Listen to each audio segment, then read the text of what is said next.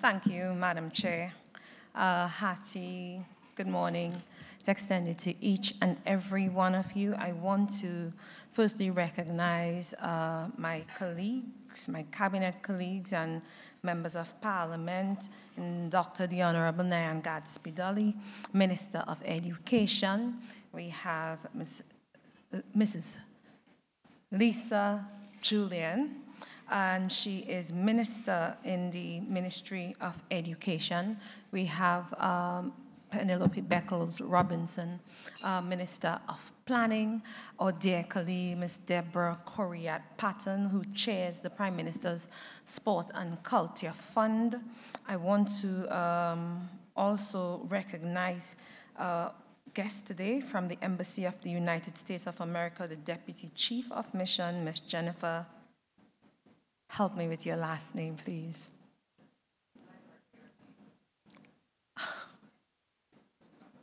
Mrs. Ortiz, yeah? Okay, I think I'm safe with that. I want to really salute Mr. Gabriel McTier, the Director of Physical Education and Sport in the Ministry of Sport and Community Development, and the entire team of the Physical Education and Sport unit. I want to recognize our CEO of Sport Company, Mr. Jason Williams. He's accompanied by Mr. Kyron Serrett, who's also leading the charge on a number of marvelous projects at the Sport TT. We have with us also our Trinidad and Tobago Olympic Committee President, and might I add, the first female president of the Trinidad and Tobago Olympic Committee, Mrs. Diane Henderson. I want to recognize all the representatives of the national governing bodies here with us, the Director of Community Development, who is also here with us, Ms. Bisan, other members of the ministry, the many units of the ministry, stakeholders who are near and dear to us, because we often say in the Ministry of Sport and Community Development, it takes a village, and it certainly takes a village. To the key stakeholders, representatives, members of the media, we have students here with us. Good morning, and thank you for coming out to celebrate the launch of the 2024 Pink Rain campaign of the Ministry of Sport and Community Development. I must say, you look so beautiful from up here, seeing all this pink throughout the room. Pink is my favorite color, and I'm happy to see 5 years into the program as we celebrate 5 years of the Pink Rain campaign. The project has, or should I say the program has developed so beautifully over the years.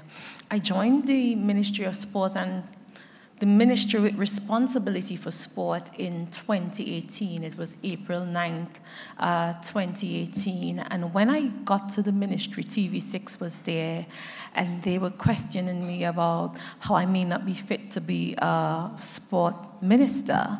And I said, I'm no athlete, and sport is not my forte. However, I'm here to advance the government's mandate. And they kept asking me about being an athlete, and I said, I don't consider myself an athlete. I'm a road runner. That's what I love. That's what I do for my own physical fitness. And that stayed on me for many, many years. And people try to make a very bad story out of that one story. But I said, how could I take this thing to make it good? There is nobody going through government ministries or going to ministers asking the Minister of Health, have you been a doctor before? Or asking the Minister of Education, have you been a teacher before? Well, she has been a teacher before. But I think you get the drift. I think you understand what I mean. Asking the Minister of Housing, have you built a house before? You know, nobody goes through ministers asking them those types of questions. But when it's a woman, it's particularly more difficult, and the expectations are different, and we tend to expect magic from women. And that's also so in sport. We have, for the most, about 3, no more than 5 female sport ministers in the Caribbean region. No more than 5. I think I can safely count 3 female minister of sports, based on the ones who have been present at our Caribbean conferences and so on, only 3. And if you look throughout all national governing bodies in Trinidad and Tobago and across the rest of the region, you hardly find women being the president of a sporting association. And if you check the board, we are underrepresented in sports. So there is a dire need for us to show up, show out, to stand up and be counted. And when I assumed duties as Minister of Sport in 2018, and I had my meeting with Brian Lewis, he was the president of TTOC at that time, and he pointed out to me, you know, this is a very rare thing for a woman to be a minister of sport, even a young woman to be a minister of sport. You know, you have to do something special for women. So I thought, how do we take this sour lime and turn it into something good? And I think it is based on that type of start. The Pink Rain campaign was conceptualized, and we were able to build and develop it. I'm sure the members of the sports unit who were there in 2018 could recall the pushback back and forth as to the name. I came with this Pink Rain campaign idea, and when I proposed it to them, they felt it was too girly, too pinky, too stereotypical, and I wanted to be deliberate with that, because when we think about women in sport, people think that you have to be mannish, or you have to put down being a woman or being a girl to show that you're a good athlete or to excel in sport. And oftentimes, women get onto the level of being on the boards in sport entities and even in our working world, and then try to be more man than the men themselves. So I wanted to be deliberate in calling it Pink Rain campaign and having pink be the color of the initiative. And we went back and forth from 2018. Every time I submit my comments on the proposal, because I submitted the proposal, they would write back saying it should be something long, women and girls in sport. It was a really long name, and we were back and forth, back and forth. I was adamant about Pink Rain campaign, and that a signature item of the campaign should be women running road races, getting on the road and taking responsibility for your own health and for your own participation and involvement in sport. Not only sport, but physical activity, because the division is called physical education and sport. So you don't have to be on the field. And there's a place for everyone in sport. So I felt it was my business to showcase to women and to girls especially, and to Trinidad and Tobago, that there's a space for everybody in sport. And it takes you, because I've promised myself that I would learn to play volleyball. And every year it makes its way to the list next year, next year, next year. And that may be a little more difficult than you simply getting out of your bed and running. And I tell myself, if you can walk, you can jog. And if you could jog, you can run. So it's nobody stopping you but you. And oftentimes, in our culture, when a girl gets to the point of puberty and she starts having a period, mommy pulls her out of sport. When you get to 18, everybody's telling you about it's time for you to get married and time to have children. And oftentimes, athletes tend to fall out at that time also, because you're trying to do things to prove that you're a woman. Remaining in sport and making waves and making room and lifting others as you rise in sport, that's the kind of woman power that we need in sport. So the Pink Rain campaign goes a long way, not only for those on the field, but those who are in the boardrooms, and for parents and teachers, embracing your responsibility to truly promote women and girls in sport. So I'm happy to see this specific initiative getting to the place of 5 years In 2019, we launched the women's version of CPL in Trinidad, and we utilized that as an avenue to launch Pink Rain campaign. Because in sport, in the ministry, and I think I can safely say in Sport TT, we try to go back and forth trying to make it perfect before we launch out. As I say to my team all the time, sometimes you just have to stick your neck out. It won't be perfect, because if you're trying to get it perfect, then you may never start. So just start and make the changes as you go. And on that note, that's where I really want to commend the Physical Education and Sport Unit, because after finally embracing the name Pink Rain campaign, 1 year after, and I remember it was July of 2019 that we had a stakeholders consultation at Hasty Crawford Stadium, and I tried to get the women on my side with this name Pink Rain campaign. So I wanted to show, hey, I have people on my side, people saying yes, they like the thing too. But after we got past the place of agreeing on a name, the Physical Education and Sport Division took this thing and ran with it. I mean, truly ran with it, truly embraced it, building out more parts of the program. So we started primarily, yes, with the women's cricket for CPL of that year, and then the following year we jumped into the road races. And it turned out to be such a beautiful thing that that year was the year we had COVID. In March, we were asked to go home and, do the necessary to remain safe during COVID. And people were trying to figure out, how do you remain active? And we came up with, okay, you can do virtual road races. You don't have to group up with anybody. You can run your own time, mark your time, and so on. And Baffle Sport was engaged to help us. But when I tell you this unit took this thing and ran, to the point that last year the Pink Rain campaign won the President's Award for Most Innovative and Effective Project.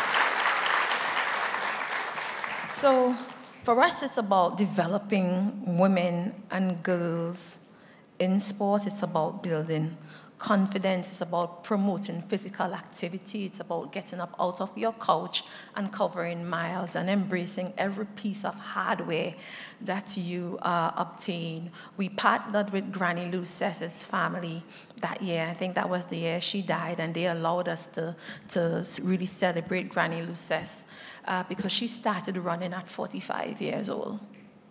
So if you haven't started yet, it's not too late. And she ran and ran and ran and pretty much made history in the country by really promoting women and girls in sport, especially at that age. It's not only about on the field and on the road and being physically able to run, because sometimes after athletes get to the place of not being able to run or to use their bodies competitively anymore, they fall all the way out. And these are the folks that we need to tell their stories, to use their experiences to help to make and transform and develop policy, and to contribute in areas such as anti-doping and mentoring other little girls and so on. So everyone's needed, and there's a space for everyone in sport. In 1994, the Brighton Declaration came about, and we're a signatory of the Brighton Declaration. So all commitment towards promoting women and girls in sport through this declaration has been reflected in our sporting policies over the years, and not just our sporting policy, also Vision 2030, which is the development mandate for us here in Trinidad and Tobago. For us in the ministry, it's not only about winning medals and getting out there and being physical. It's about building confidence and treating with issues like depression and self-esteem. In 2014, when I took to the road to run, well, it started with walking. When I got to the road to run, I wasn't trying to be Granny Luces. I wasn't trying to be an athlete. I just felt the need to move. I was going through divorce, and I needed to clear my head. And I got out there and ran and ran and ran. And 1 mile turned to 2 miles, turned to 3 miles, and then I was competing. I'm doing half marathons. I've done 4 half marathons before. And I'm listening to members opposite in the parliament telling me I'm not fit to be Minister of Sport. And I'm looking at you like, you haven't even covered a 5K. You know? So it was about me taking charge of my health and not necessarily my physical health. I should have been trying to lose weight. I wasn't trying to lose weight. I really was trying to clear my head at that time. And that turned into a serious hobby for me, to the point that I'm competing and racking up on hardware and so on. And if it can do that for me, I can imagine what it can do for other women, not only in the area of getting out there and running, but in so many other different sporting disciplines.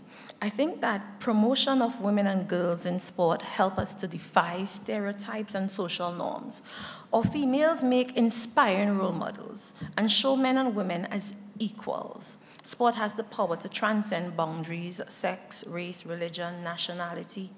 It promotes health and wellness. It improves self-esteem. It teaches leadership, team skills, and perseverance. And sport could do for us so many things that the traditional classroom setting can't do for us. That's why we are partnering with the Ministry of Education and working so diligently towards ramping up sport in schools. And very soon we'll launch the I Choose Sport campaign, where we're working with the Ministry of Education, stakeholders, national governing bodies, to really revitalize sporting activity and physical activity in our schools. We're partnering with the government of Jamaica, specifically in the area of track and field, because we think a student athlete is a better student. Their skills in socializing, networking, time management, fair play, team building, that you can learn through sport. And that has been tried, tested, and true over the years. Nobody can question it. It's about getting into the heads, hearts and minds of teachers and principals and parents to understand that sport needs to be a normal part of your child's development. In some communities and in some schools, you still find folks thinking that children who have to take time off school or who participate in athletics or in sports are dunce-head children. Or if your child is participating in sport, it's taking away time from their academics, and that would make their grades suffer. And I think there are many countries and cases all over the world that can show us that that is not so. It's about developing a culture to embrace that athletics and academics can work hand in hand. And in doing so, we don't only develop better athletes for schools, we change the cycle for our family, because in some of our families, some sicknesses run in our families because nobody runs in our families. Yeah? And it helps us to build better citizens. We're not really trying to necessarily build another Dwight York or another Jerry Richards. Yes, that's one of the main goals in sport, but we're also trying to build citizens who can lead and citizens who are compassionate towards one another. I think that is one of the beautiful things for me working in sport, is that everybody seems to have a great appreciation for the rules, for what is fair and what is not. And when it's time to stop, they stop. Oftentimes people ask, what's your favorite ministry out of Ministry of Tourism and Ministry of Sport? And I always choose sport because these stakeholders know what they are, what they want, they know what they stand for, and there's a certain code of ethics that's unwritten that athletes respect and the sport fraternity respect as it relates to fair play, treating each other with kindness, knowing when to start, knowing when to stop, and knowing when the position is called or the winner is called. Okay, that's the end of it. You don't query it for the most part. And that is an unspoken language for the stakeholders in sport that I appreciate so much. Now,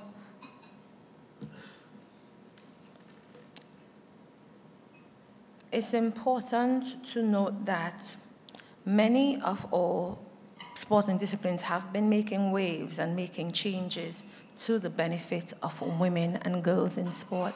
Recently, in cricket, I want to congratulate Cricket West Indies for now allowing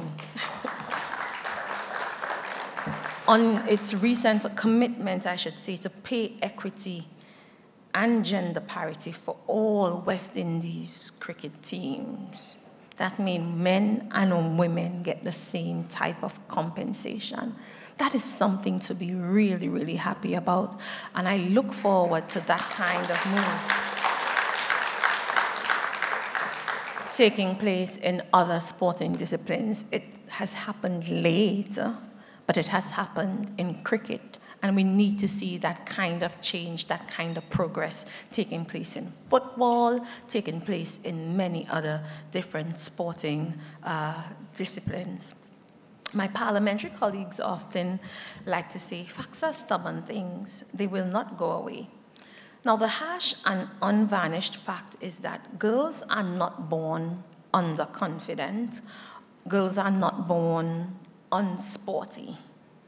As I look around this room, I see no young lady here who can say that she was born unsporty or unconfident. And we wonder, how did this happen?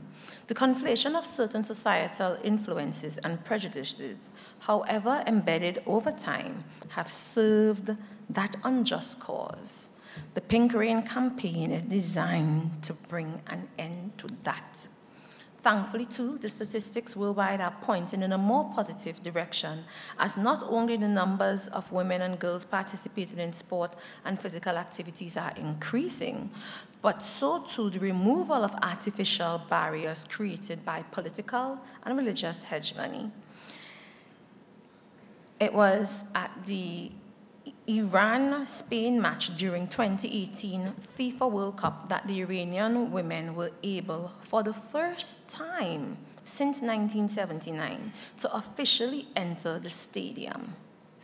This is an example of sport, football in this case, as an accelerator of social change in favor of freedom of young girls and women. So it's not primarily about those who play, but simply to be able to spectate, to go in there and to watch a match. And sport can make those changes for us. In 1924, women made up just 4% of the Olympic athletes. A lot has changed since then. Today, women athletes compete regularly, and many of them become elite sportswomen. Indeed, a century later, from 1924, when we were talking about 4% of female athletes, to now, 2024, the Paris 2024 Olympic Games are set to achieve full gender balance in the number of participating athletes for the first time in world history, for the first time in Olympic history. And all these are healthy and encouraging signs as we continue to promote women and girls in sport. Here in Trinidad and Tobago, we at the Ministry of Sport and Community Development are also committed to doing our part to ensure that the barriers are completely removed. The Pink Rain campaign is an excellent example as an initiative that is working towards these goals and promoting the development of women and girls in sport.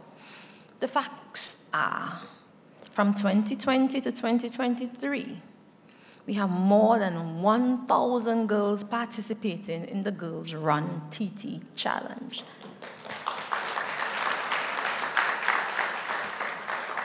$250 young ladies benefiting from our Girls Empowerment Life Skills Workshop called Becoming. We go from community to community asking for young female athletes or young women interested in sport and training them how to face the media, how to dress, how to manage being interviewed, team spirit, and all the necessary life skills that are needed to excel in sport.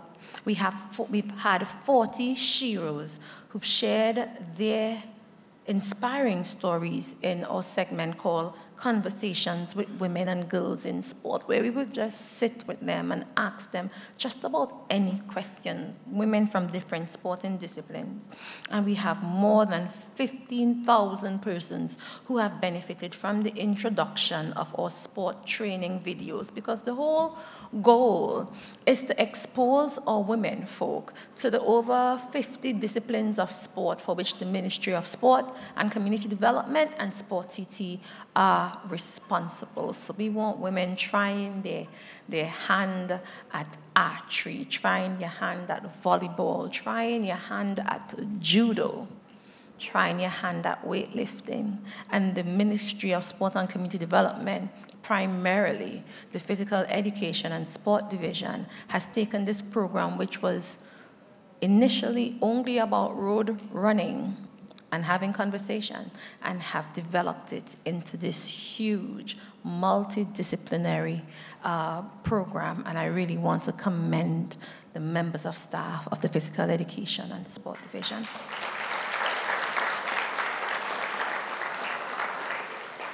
Today you experienced one of the 6 panel discussions, and we took a little long to get into the sport part of it, but this is the type of conversation that we have at the panel discussions, causing women and girls and teachers and principals to ask a panel of experienced persons in sport. Everyone sitting on this stage today wasn't an athlete. Yes, you had people from different areas serving sports. So you get to explore and see and embrace women supporting the sporting industry in so many different ways, from reporters. We've had even athletes coming in from abroad virtually to participate. We've had Jashelle Mitchell, who works with football, NFL in the United States. We've had a conference here before virtually where we had Shelly-Ann Fraser-Price come in and share her story. And that's the type of thing that we're doing, connecting our local athletes and members of the sporting fraternity with women all across the world who have been making waves. So I think it's safe to say that we are heading in the right direction, or in the investment that we are making in our young women and girls, I think it's paying off. It is for this reason I can say to you today that the equivalent of the monies first spent in the first couple years of this program, we were spending about $900,000 per year, and this year the sports unit has extended and expanded the reach of this program to a budget of $2.7 million. And it's not only about the spend, it's about the number of women who are now on board. We started with sponsoring about 100 girls to run in the Girls Run TT initiative. Up to this year, we are sponsoring over 300 women and girls to participate. We have school children participating. We've ventured out into bringing in different sporting disciplines like Let Her, this is fun initiative they've made up, Let Her Play. And Let Her Play is about asking parents and teachers to let her play. Don't hold her back. Let her play in some way or the other. They've partnered with national governing bodies to go to communities and show women, introduce them to different sporting disciplines. And this year we're taking a shot at archery. You have Girl Defend Yourself. And we have martial arts and karate and all this being taught to women, teaching them how to defend herself. We have Let Her Chair, teaching, let her chair and let her dance. So you have absolutely no excuse. Whatever it is that you're into, the Pink Rain campaign can provide some relief, some new education, new opportunity for you to network, for you to learn something new, and for you to get involved in sport in just about every community across Trinidad and even in Tobago. So, the members of staff in PESD, I want to thank you. I congratulate you. Here we are 5 years later, one of the newest projects of this government, and I would like to say one of the best. After all, we've won a President's Award, so I think we can say that. Yes, our intent, therefore, is to make 2024 bigger and better, going to more communities and exposing you to more sporting disciplines. Or You Google panel discussions is saying to all women and girls, you go, you're thinking about it, go ahead, do it. Listen to the experiences of other women in sport. The life skills workshop, I think we have 8 or 6 taking place this year in just about every region in Trinidad and Tobago, something close enough for young girls to get to. I think last year we had 4 groups, and this year we have 6 groups. I think 2 of those groups are going to be in Tobago also. Girls Run TT. Girls Run TT is our road race challenge. As I said, we've moved from 100 to 300 runners, really, really going the distance and making it happen. And we created that name saying Girls Run TT, like girls in charge of Trinidad and Tobago. And that's what Girls Run TT is about. Get up there and run the distance of Trinidad and Tobago, lead, utilize sport as an inspiration. And this year that would be taking place from March 11 to August 31st. You have roughly, 4 months? 5 months? They say 6 months to cover 180 miles. That's about 30 miles per month. I remember when I used to challenge Chester Zambrano 100 miles a month. He beat me a couple times. Now, let her play, as I said, it's about encouraging girls to just get out there and play. Don't stop them. They're having a period. They're at that age of puberty. We have to find ways to let her play. And sometimes that means altering and improving your program to ensure that there's a place for girls to change. Because let's think about the real reasons why parents pull girls out. Sometimes there's no proper place for them to change their clothes. Sometimes you have no transportation to take them back home at the late hours they have completed their training. And sometimes some parents just don't feel comfortable because there aren't enough women coaches or female coaches. So this campaign is not only about that type of participation, it's about getting and training more women and girls to be coaches, to be administrators. There's a room for everyone. Even you as a parent, if you're saying, I'm showing up to watch. I've seen in Tobago a sporting group, RSS Phoenix, I think it is, and the way the parents come out and they come to training and they walk with sandwiches and juices and so on for the other children who can't afford. That is involvement in sport. There are women who are on board to help the sporting groups to mark the roll and to call parents and to update each other. There's a room for each and everyone in sport. There are those youngsters who are in UE and UTT doing their degrees. It doesn't have to be in sport. Let's say you're doing a degree in communication. You can help a sporting body with their social media presence. If you're into accounting, you can help them with their books. There is room for everyone in sport. So, ladies and gentlemen, 5 years long, 5 years strong, and I am extremely happy, extremely pleased by the accomplishment of the sports unit, especially as it relates to the Pink Rain campaign. And may we continue to do our part to invite, encourage, and promote more women and girls participating in sport. There can be absolutely no doubt that sport is crucial to the physical, mental, and emotional well-being of all of our people. It is also important for promoting gender equality and preparing women for success in the workplace. The simple truth is that all women and girls deserve better. You deserve better. And you deserve happier childhoods. As women, you too deserve happiness and numerous years of fulfilled existence. You are special to me, and you are certainly special to our government. Today, I give you the assurance that we will never stop working, never stop caring.